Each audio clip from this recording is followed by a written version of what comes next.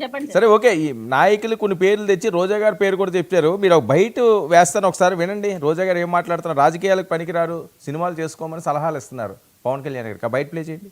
1000 రూపాయలు పెంచితే చాలు టికెట్, మీరు ఎక్కడ చచ్చినా నాకు అనవసరం అని చెప్పి ఈరోజు పవన్ కళ్యాణ్ గారు ఏ విధంగా ప్రమోషన్స్లో బిజీగా ఉన్నారో మీరు చూశారు. ఒక రైతు సూసైడ్ చేసుకుంటుంటే, ఒక రైతు ఈరోజు తనకు మద్దతు ధర రాలేదు అని ఏడుస్తుంటే, వాడి మద్దతు ధర కోసం పోరాడాల్సిన పవన్ కళ్యాణ్ గారు ఈరోజు దాన్ని పక్కన పెట్టి కేవలం హరహర వీరమల్లుడు రేట్లు పెంచుకోవడానికి, ఓజీ రేట్లు పెంచుకోవడానికి, ఈరోజు షూటింగ్లు చేసుకోవడానికి ఏ విధంగా ప్రజా ధనాన్ని దుర్వినియోగం చేస్తూ, ప్రజలు ఇచ్చిన ఆ ప్రోటోకాల్ని దుర్వినియోగం చేస్తూ ఈరోజు తను ఎంజాయ్ చేస్తున్నాడు లైఫ్, ప్రజల్ని గాలికి వదిలేసి అనేది మీ అందరికి తెలియజేస్తున్నా. ఎందుకంటే కూటమి ప్రభుత్వంలో ఎప్పుడైనా అధికారంలో ముఖ్యమంత్రిగా ఉన్న వ్యక్తి తప్పు చేస్తే ఆ కూటమిలో ఉన్న మరొక పార్టీకి సంబంధించిన డిప్యూటీ సీఎం అనేవాడు నిలదీసి ఆ తప్పుల్ని సరిచేయాలి. కానీ ఇక్కడ ఆయన చంద్రబాబు నాయుడు కాదు, లోకేష్ కాదు, దేవాన్స్ అయినా పర్లేదు, నా ప్యాకేజీ నాకు ఇస్తే చాలు, నా సినిమాలకి టికెట్ పెంచితే చాలు అన్నట్టుగా ఉన్నాడు తప్ప ఈరోజు ఎక్కడైనా ఒక ఆడపిల్ల చనిపోతే పట్టించుకోడు, పిఠాపురంలో చచ్చిపోతే రేప్ చేసే పట్టించుకోరు. ఇంకా ఆయన కోసం వచ్చి బైక్ సైలెన్సర్లు తీసేసి ఎల్లమన్నోళ్ళు చనిపోతే కూడా పరామర్శించడు.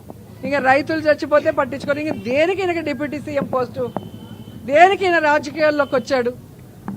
మళ్ళీ ఆయన మాట్లాడుతా నేను షూటింగ్లు చేసుకుంటా, రాజకీయాలు చేస్తా. ఎవరు అడిగారయ్యా నిన్ను షూటింగ్లు చేయొద్దని? నువ్వు చెప్పావు.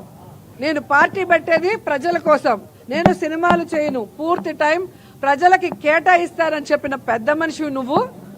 ఒక్కసారి గెలిపించండి, మీ తలరాతలు మారుస్తానని అడుక్కొని ఈరోజు గెలిచిన నువ్వు కనీసం ఎక్కడైనా ఏ ఒక్క వర్గాని కోసమైనా, అంటే రైతు కానీ, మహిళ కానీ, విద్యార్థి కానీ, నిరుద్యోగి కానీ ఎవరి కోసమైనా మాట్లాడావా?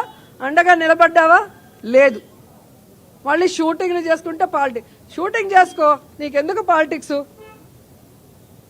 పాలిటిక్స్లో ప్రజల జీవితాలతో చల్లగాట మాడితే ప్రజలు బుద్ధి చెప్తారు. అది తెలుసుకొని ఇప్పటికైనా మేనిఫెస్టో మీరు చెప్పింది మీరు సంతకం చేశారు. ఇదే ఫారిన్ కంట్రీస్లో గనక చంద్రబాబు నాయుడు, పవన్ కళ్యాణ్ సంతకం చేసినట్టు సంతకం చేసి బాండ్స్ కానీ మేనిఫెస్టోలు కానీ ఇచ్చి ఆ తర్వాత చేయకపోతే అరెస్ట్ చేసి లోపల పెడతారు చీటింగ్ కేసు కింద. ఇదండి కీర్తన గారు. వర్మ గారు సార్, ఇంతకు ముందు నేను మాట్లాడిన ఒక్క వర్డ్ కూడా ప్రజల్లోకి పోలేదు సార్. మొత్తం ఆయన డామినేట్ చేస్తున్నారు అక్కడ స్టూడియోలో కూర్చొని. లేదు ఎవరు